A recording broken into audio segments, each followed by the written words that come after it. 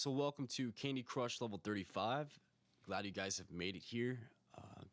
Glad you didn't have too much trouble with some of the past few levels of Candy Crush, which were probably the first time you really felt challenged on level 30 through 34, actually. 33 especially is a pretty hard level, but anyways, with that said, you've made it here to level 35, and I'm guessing you guys can't beat it.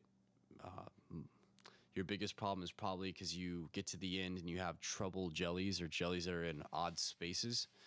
And with that said, there are like three main pointers in this level that you want to keep in mind, and I probably will reinstate it multiple times. But first of all, always try to work from the bottom up. Try working the bottom left corner and the bottom right corner, because those corner jellies will be the last ones you have on the board. And the same goes for the top left and top right corner. Like where I had those green candies up there in the top left, it's hard to get in that corner because you don't know what candies are going to drop from the top. So it's kind of like it's luck, basically. And you don't want to get screwed and get down to like, 5 moves left and have to break that one jelly up in the top left corner because you feel like you don't have that much control. Anyways, besides that tip, special candies are going to be absolutely necessary on this level, and to breaking up all the jelly, at least quickly. Basic combos, you can probably pull this off without using any special candies, but you have plenty of board space to make striped candies and wrapped candies and color bombs, so make the most of it. And with that said, if you get the chance to make a color bomb, do not use it right away. Only use it right away if you can pair it with another special candy like a wrapped candy or a striped candy. But I'm just saying, just leave it. Just let it chill. Let your striped candies hang out too. You don't need to use them right away unless it's going to break a lot of jelly. Then you might as well go for it.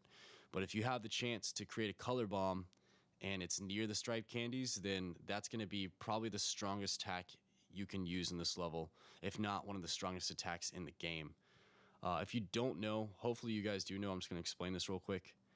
Whenever you combined a color bomb, if you don't know what a color bomb is, it's that chocolate sprinkled covered candy that's moving around in the top left corner.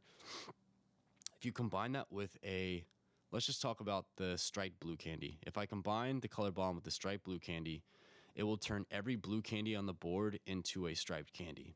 So think about that. Some will be vertical, some will be horizontal, and you don't really get to choose. It's just kind of random. But it destroys so many different rows and columns of jelly and all the candy that lays in its path. So it's a great move for jelly levels. Not necessarily ingredients levels, but it's going to help you with any level, no matter what your challenge is. Yes. As you can see, I'm still have 43 moves left, so I've only used 17, 18 moves. And I'm getting down there. I'm definitely breaking a lot of the jelly pretty quick because as you see, I'm focusing on the jelly. Don't make combinations that aren't in the jelly, like this one right here. That wasn't stupid because I'm trying to break that top left jelly where the orange one's sitting, and it's hard to do that. So working in those 3 columns that are basically cleared right there is going to be a good way to hopefully bring those candies down. With that said, though, don't waste too much time trying to work in those corners if nothing's happening. Stick to breaking the rest of the jelly if you do have moves available.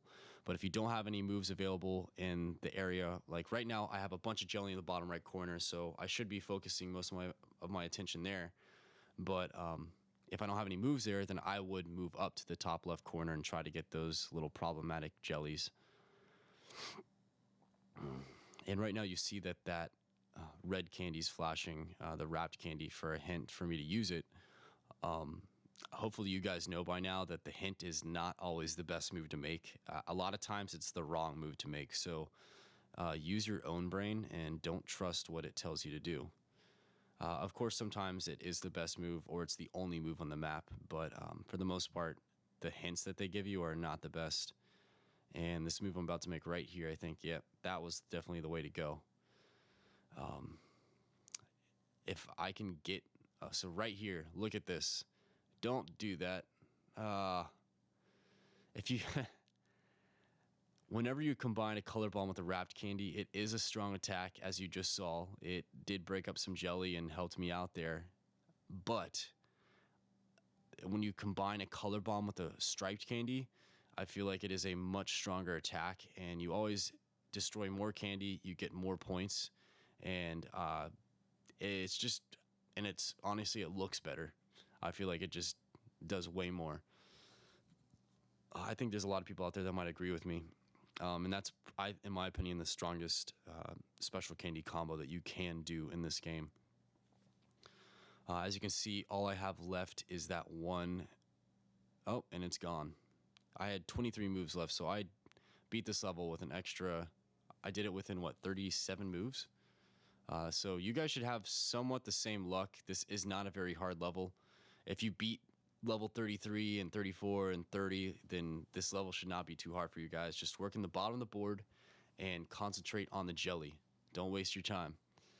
If you guys have any more questions about level 35, just comment below and I'll try to answer them personally.